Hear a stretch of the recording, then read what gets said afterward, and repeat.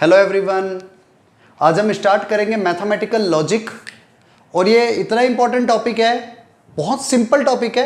IIT main के अंदर इसका एक क्वेश्चन श्योर बनता है। ठीक है, आप देख लेना, हर बार 1-2 साल के अंदर उठा करके इसका एक क्वेश्चन बना है। और सबसे ईजीएस्ट टॉपिक में से एक है, इसका आईआईटी मेन में क्वेश्चन आएगा, आप इजीली स्कोर कर पाएंगे, बहुत ही कम लेक्चर में फिनिश हो जाएगा। तो इस टॉपिक को जरूर तैयार रखना आप सब लोग, इंपॉर्टेंट टॉपिक है। हम टॉपिक स्टार्ट करते हैं। तो इसमें सबसे पहले टॉपिक जो हमारा आता है, इट इज सेंटेंस। अब देखो यहां पर जो हम टॉपिक्स की बात कर रहे हैं ना, ये टॉपिक बड़े बेसिक से टॉपिक है, आपने इंग्लिश के अंदर सिंपली पढ़े हुए होंगे। हम उन टॉपिक्स की पहले बात करेंगे। सेंटेंस का मतलब क्या होता है? देखो सेंटेंस बेसिकली है क्या? एक ग्रुप ऑफ वर्ड, एक ग्रुप ऑफ वर्ड्स, काफी सारे वर्ड्स का आप एक ग्रुप बना रहे हो, which make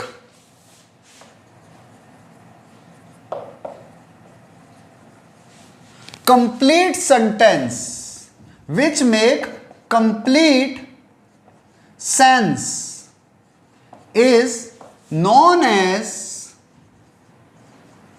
sentence। वैसे वर्ड इंग्लिश का है क्योंकि हमें यूज भी यहां पर लेना है, तो आपके पास में ग्रुप ऑफ वर्ड्स है, काफी सारे वर्ड्स आपने जोड़ दिए और जिसका कोई सेंस बनता हो वो कहलाता है सेंटेंस। जैसे अगर मैं वर्ड लिखता हूं Delhi is capital of India, इसका एक मीनिंग, ये एक सेंटेंस है।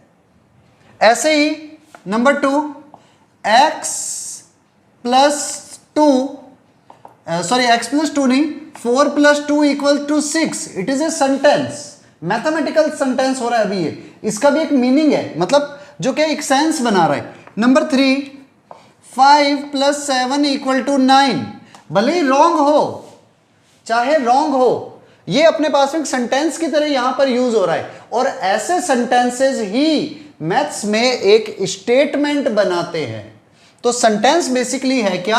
अगर अपन इंग्लिश में बात करें तो एक ग्रुप ऑफ वर्ड्स है जो कोई सेंस बनाएगा, वो कहलाता है सेंटेंस। अगर आप इसको भूल भी जाओ, अगर आप इसे नहीं भी लिखो तो भी Delhi is capital of India. Number 2, Sachin is cricketer,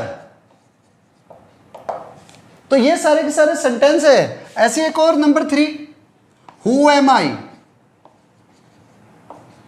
ये भी सेंटेंस है, भले क्वेश्चन मार्क हो तो क्या हुआ, है तो सेंटेंस है भाई। Interrogative, I am not a robot, I am not a robot, ये भी सेंटेंस है। नेगेटिव है तो क्या हुआ, है तो सेंटेंस ही। तो आपके पास सेंटेंस का मीनिंग क्या है? ग्रुप ऑफ वर्ड जो कोई सेंस रखता हो इज नोन एज सेंटेंस। तो सेंटेंस का मीनिंग ये हो गया। अब हम बात करते हैं टाइप्स ऑफ सेंटेंसेस की।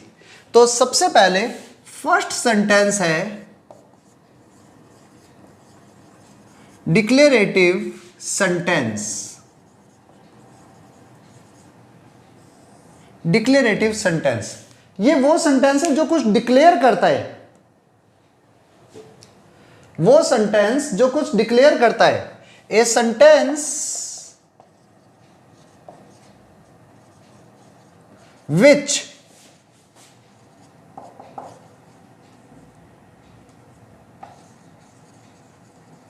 Declare something. अब ये डिक्लेयर समथिंग का मतलब हो गया, ये कोई भी चीज डिक्लेयर करेगा जो यूनिवर्सल हो सकती है। जैसे एक लाइन लेता हूं, अर्थ इज स्क्वायर, मान लो मैंने ये लिख दिया, सॉरी अर्थ इज सर्कल, मान लो मैंने ये लिख दिया, या इस सर्कल भी नहीं लिख करके earth is spherical.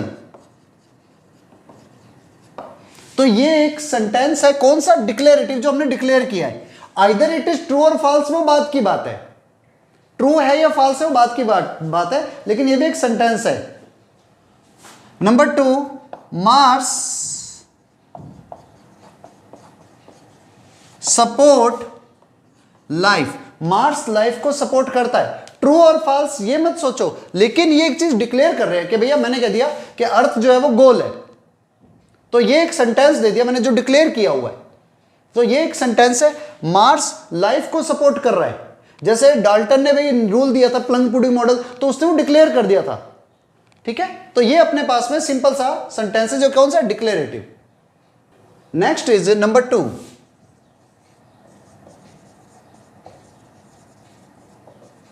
Imperative sentence. देखो ये सेंटेंस क्या होते हैं, ये सेंटेंस वो होते हैं जो या तो आपको कमांड देंगे या फिर रिक्वेस्ट करेंगे।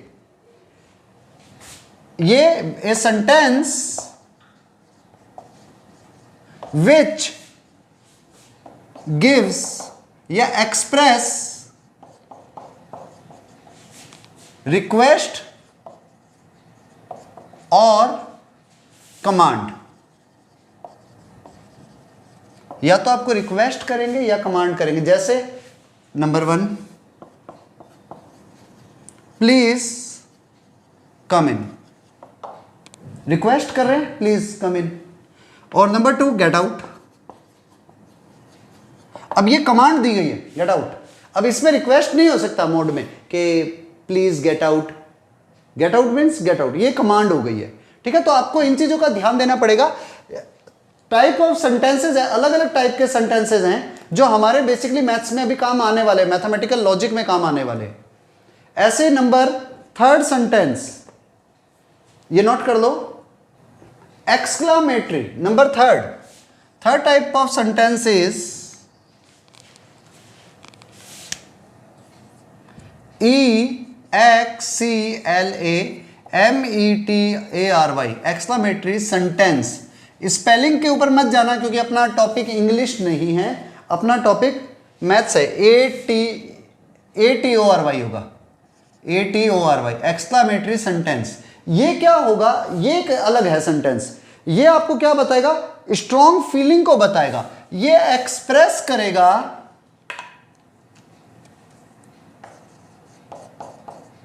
Express strong feeling,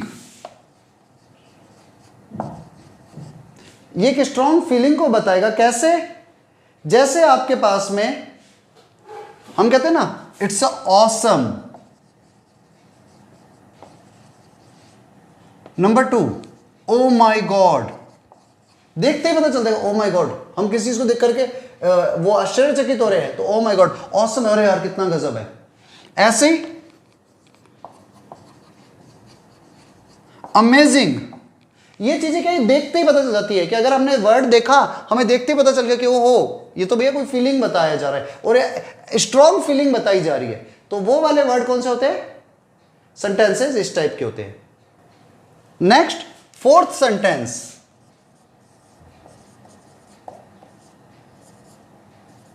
interrogative, INTEG, ये स्पेलिंग मिस्टेक हो सकती है, INTERRO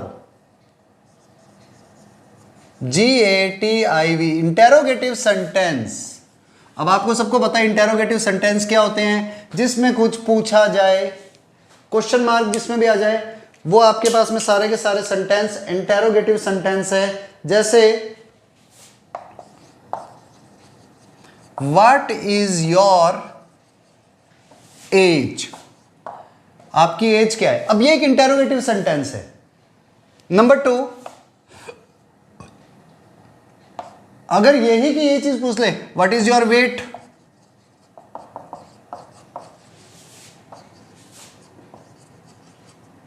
ये भी एक इंटेरोगेटिव सेंटेंस है। तो आपके पास में जहां पर पूछा जाता है वो भी एक सेंटेंस है, जहां पर अमेजिंग होता है कुछ मतलब यानी कि वर्ड, जहां पर कोई स्ट्रॉन्ग फीलिंग हो वो भी एक सेंटेंस है।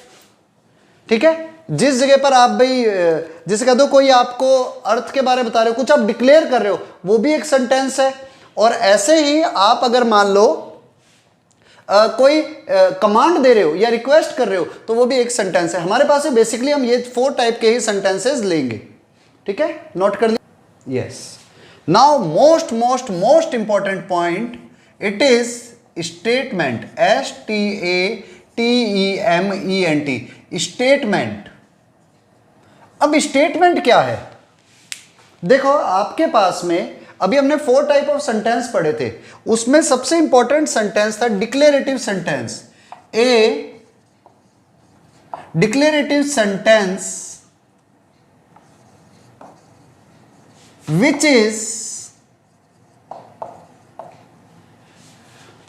either true or false but not both। कोई भी ऐसा सेंटेंस जो एक तो डिक्लेरेटिव होना चाहिए, कुछ डिक्लेयर कर रहा हो और ये या तो ट्रू हो या फिर फॉल्स हो। मतलब इसके दो ही आंसर होंगे, या तो स्टेटमेंट ट्रू होगी या फिर स्टेटमेंट फॉल्स होगी। ऐसा नहीं हो सकता कि दोनों चीजें हो जाए। मतलब ऐसा नहीं है कि मेरे लिए ट्रू है तुम्हारे लिए फॉल्स है, या किसी एक के लिए ट्रू है किसी एक के लिए फॉल्स है। नो, ये या तो सिर्फ ट्रू होगा या सिर्फ फॉल्स होगा। जैसे अगर मैं एक एग्जांपल लेता हूं, मेसी इज फुटबॉल प्लेयर। अब मैंने ये लिख दिया मेसी इज फुटबॉल प्लेयर, तो इट इज ट्रू स्टेटमेंट। अब ऐसा नहीं है कि मेरे लिए मेसी फुटबॉल प्लेयर है किसी और के लिए क्रिकेटर होगा, नहीं हो सकता। ये मेसी का यहां पर जो मीनिंग है फुटबॉल प्लेयर से ही है। ऐसे अगर मैं ये कहूं number 2, earth is square in shape, या मैं कहता हूं स्क्वायर भी नहीं बोल करके क्यूबॉइड इन शेप। अब ये स्टेटमेंट फॉल्स है, ये मेरे लिए नहीं दुनिया के लिए भी फॉल्स ही है। तो स्टेटमेंट या तो ट्रू होगी या फॉल्स होगी, एक ही चीज दोनों नहीं हो सकती। ऐसा नहीं हो सकता कि यही ट्रू है यही फॉल्स है। तो ऐसे सारी की सारी स्टेटमेंट बनती है। जैसे अब मैं एक और लिखता हूं, मैथमेटिकल स्टेटमेंट की बात कर लेता हूं। 4 + 3 = 7, it is statement and it is true statement. अब ये सबके लिए ट्रू है, 4 + 3 हमेशा 7 होने वाला है, मैथमेटिकल है। sin² theta plus cos² theta = 1, theta की हर वैल्यू के लिए इट इज ट्रू है, तो ये हमेशा ट्रू रहेगा। ऐसे अगर मैं लिखता हूं 9 + 7 = 2, अब ये फॉल्स है लेकिन ये स्टेटमेंट है। मैंने लिखा 9 + 7 = 2, तो मेरे हिसाब से एक स्टेटमेंट है और डिक्लेरेटिव मैंने डिक्लेयर कर दिया 9 + 7 = 2। अब ये रॉन्ग है तो इसको आप फॉल्स लिखोगे। पर आप चीज याद रखना, यहां पर हमें पूरी नॉलेज है, 9 की भी नॉलेज है और 7 की भी नॉलेज है। अगर मैं यही लाइन यूं लिख दूं, x + 7 = 10, it is not statement. ये स्टेटमेंट नहीं है। क्यों स्टेटमेंट नहीं है? क्योंकि ये x पे डिपेंड करती है। अगर x की वैल्यू 3 हुई तो ये एक स्टेटमेंट ट्रू हो जाएगी, और अगर x की वैल्यू कुछ और हुई, नॉट इक्वल टू 3 हुई, तो ये फॉल्स हो जाएगी। इसका मतलब ये स्टेटमेंट नहीं हो सकती जो किसी और पर डिपेंड करने लग जाए। It is not an statement. ठीक है, जो इसमें इन्वॉल्व हो रहा है ये उनकी अलग अलग वैल्यूज पे डिपेंड नहीं करे। ठीक है, राइट डाउन। तो बेसिकली अभी हमने 4 टाइप के सेंटेंसेस पढ़े, एक तो डिक्लेरेटिव, एक एक्सक्लामेटरी, एक इंपेरेटिव, एक इंटेरोगेटिव। डिक्लेरेटिव डिक्लेयर करता था, एक्सक्लामेटरी कुछ स्ट्रॉन्ग फीलिंग बताता था, और इंपेरेटिव सेंटेंस बताता था या तो रिक्वेस्ट है या कमांड है, और इंटेरोगेटिव हमेशा क्वेश्चन मार्क था। तो आपके पास याद रखना, डिक्लेरेटिव सेंटेंस है ना, वो एक स्टेटमेंट होती है, बाकी कोई भी स्टेटमेंट नहीं हो सकती। इस चीज को याद रखना, सिर्फ डिक्लेरेटिव सेंटेंस ही एक स्टेटमेंट होगा, बाकी कोई स्टेटमेंट नहीं होगी। अब जैसे मैं कुछ एग्जांपल्स बोलूंगा, आप लोग खुद उसे कैलकुलेट करके समझ जाओगे कि ये स्टेटमेंट है या नहीं। मैं लिखूंगा नहीं, मैं सिर्फ बोलूंगा और आपको एक्सप्लेन करूंगा। जैसे हमने फर्स्ट एग्जांपल लिया, the set of prime integer, the set of prime integer is infinite. अब सुनो, चलो लिख देता हूं, set of prime integer r is infinite। अब देखो, set of prime integer, क्या इसमें कोई फीलिंग है? नो। क्या रिक्वेस्ट की जा रही है? क्या कमांड दी जा रही है? या कोई क्वेश्चन पूछा जा रहा है? तो नो, किसी का भी आंसर नो ही हो रहा है। लेकिन set of prime integer is infinite. ये एक स्टेटमेंट दी जा रही है, जो डिक्लेयर किया जा रहा है कि भैया set of prime integer is infinite, तो ये एक स्टेटमेंट होगी। अब ये ट्रू होगी फॉल्स होगी वो बात की कंडीशन है। वैसे रियल में प्राइम नंबर जो होते हैं वो इनफाइनाइट्स होते हैं, तो ये स्टेटमेंट हमेशा डिक्लेरेटिव सेंटेंस है और ये एक ट्रू स्टेटमेंट है। तो आपको हमेशा ये देखना है सेंटेंस डिक्लेरेटिव है या नहीं है। तो it is declarative sentence and it is true, तो ये एक स्टेटमेंट भी है। ऐसे ही one more, number 2 example, Delhi नहीं लेता, पेरिस इज इन इंग्लैंड। अब मैंने ये लिख दिया, ये भी मैं कुछ डिक्लेयर कर रहा हूं, पेरिस इज इन इंग्लैंड। कोई फीलिंग थोड़ी है इसमें, कोई रिक्वेस्टिंग मोड थोड़ी है, कमांड थोड़ी है, ना ही कोई क्वेश्चन मार्क है। तो ये भी डिक्लेरेटिव स्टेटमेंट है, लेकिन ये फॉल्स है। स्टेटमेंट तो ये भी है लेकिन इट इज फॉल्स। तो आपको ये देखना है कि स्टेटमेंट कौन सी होती है और जो डिक्लेयर करे वही स्टेटमेंट है। जैसे one more, number 3, may God bless you. May God bless you, अब हमने ये वर्ड यूज लिया। देखो गॉड ब्लेस यू जो है, अगर हम बात करते हैं तो हमेशा बोला जाता है भगवान आपका भला करे, ये एक फीलिंग है, इसमें रिक्वेस्ट थोड़ी है कि हे भगवान आपका भला कर ले, ये फीलिंग नहीं है, या ना ही इसमें आप कमांड दे रहे हो। आप ये कह रहे हो मे गॉड ब्लेस यू, भगवान आपका भला करे, means it is a feeling, तो एक्सक्लामेटरी है ये, तो ये स्टेटमेंट नहीं हो सकता। It is not an statement, क्योंकि स्टेटमेंट होने के लिए आपके पास में एक ही ऑप्शन है, declarative sentence. One more, number 4, who are you, आप कौन हो, तो ये इंटेरोगेटिव सेंटेंस हुआ, so it is not an statement. अब ये स्टेटमेंट है ही नहीं, तो मैं ट्रू फॉल्स की बात ही क्यों करूं। तो आपको हमेशा ये पहचान करनी है स्टेटमेंट देखते ही, सेंटेंस देखते ही, कि वो स्टेटमेंट है या नहीं है। तो आपके लिए उसमें सिर्फ एक ही ऑप्शन है, वो डिक्लेरेटिव सेंटेंस होना जरूरी है। तो अब हम ध्यान देते हैं नेक्स्ट पॉइंट के ऊपर। अभी हमने स्टेटमेंट पढ़ ली, तो स्टेटमेंट है क्या, वास्तव में डिक्लेरेटिव सेंटेंस है, जो डिक्लेयर करता है वो sentence either it is true और फॉल्स, ये मैटर नहीं करता। ठीक है, अब अगर मैं लिखता हूं ना 16 इज ग्रेटर देन 18, तो ये भी एक सेंटेंस है, स्टेटमेंट है ये, जो फॉल्स है लेकिन स्टेटमेंट है। अगर मैं लिख देता हूं x + 10 इज ग्रेटर देन 0, अब ये स्टेटमेंट नहीं है, अब ये x पे डिपेंड करने लग गया, तो it is not an statement. तो आपको बेसिकली पता होना चाहिए, अगर मैं यूं लिख दूं x² + 2x + 1 is greater then 0, तो अब ये स्टेटमेंट नहीं है, x पर डिपेंड कर रही है। ठीक है, अगर x की वैल्यू -1 आ गई तो भैया ये तो 0 के भी इक्वल हो जाएगी। तो अगर आप किसी नंबर पे डिपेंड करने लग गए या किसी वेरिएबल पे डिपेंड करने लग गए तो स्टेटमेंट नहीं कहलाती। ठीक है, नेक्स्ट पॉइंट आता है हमारा नेगेशन ऑफ अ स्टेटमेंट। किसी स्टेटमेंट का नेगेशन, नेगेशन का मतलब है ना, नो। देखो अगर आपके पास में नेगेशन है क्या, the denial of a statement. कोई भी स्टेटमेंट है, आप उसका डिनायल कर रहे हो ऑफ स्टेटमेंट पी, स्टेटमेंट को मैं पी से लिख देता हूं, is said to be negation of statement। किसी स्टेटमेंट का डिनायल है, मतलब आपने ना कर दी।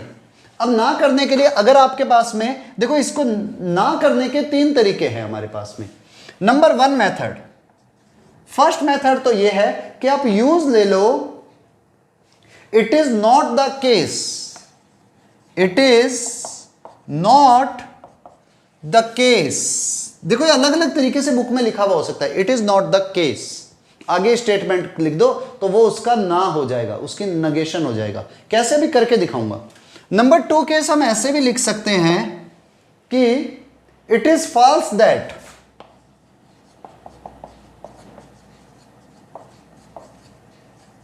आगे आप स्टेटमेंट लिख दो कोई भी, आपने स्टेटमेंट लिख दी, उसका नेगेशन हो गया।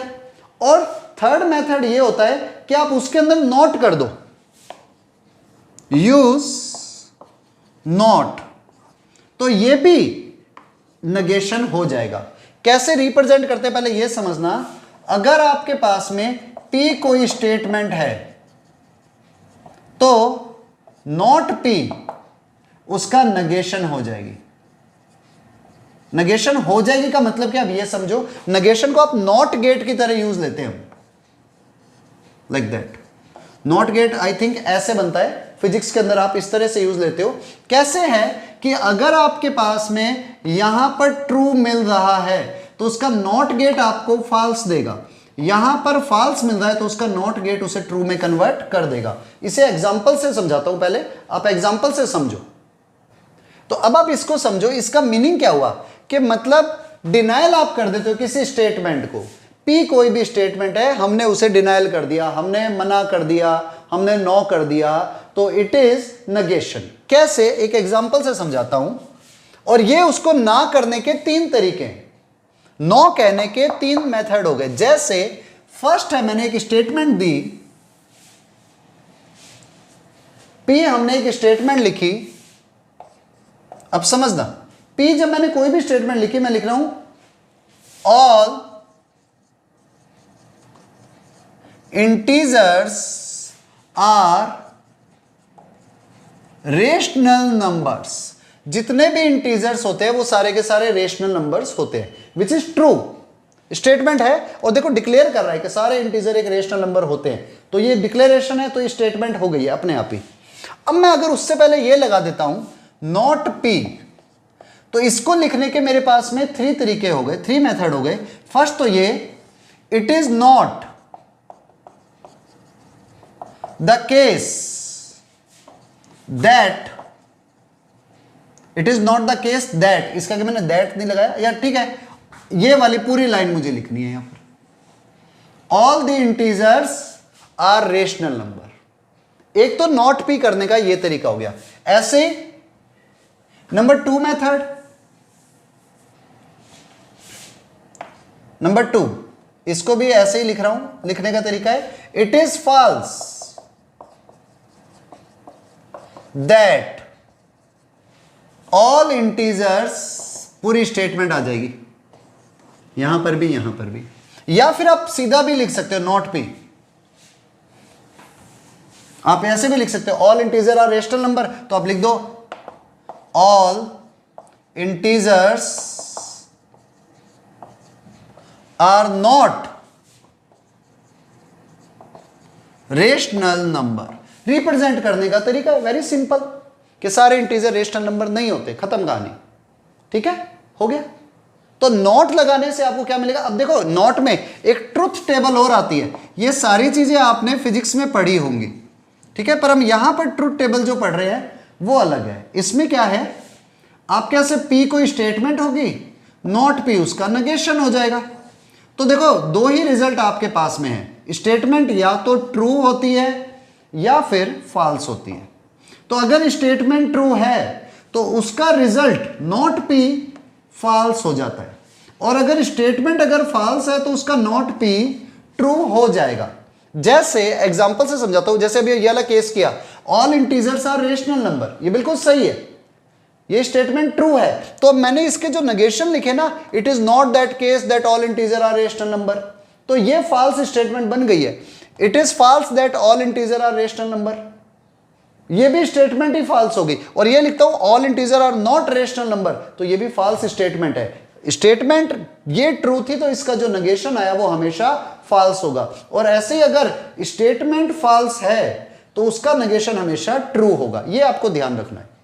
Okay, write down. और एग्जांपल लेते हैं फिर, चलो एक स्टेटमेंट और लेते हैं। जैसे मेरे पास है P एक स्टेटमेंट है, मैथमेटिकल स्टेटमेंट है, 9 इज लेस देन 7।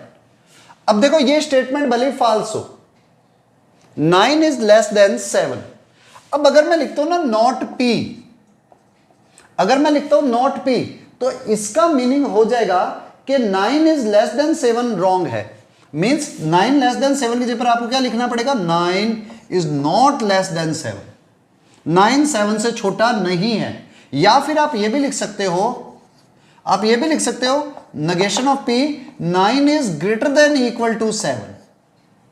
अब कईयों को हो सकता है ना समझ में आए, देखो ये तो समझ में आ जाएगा, पी है 9 7 से छोटा है, तो नॉट पी 9 7 से छोटा नहीं है।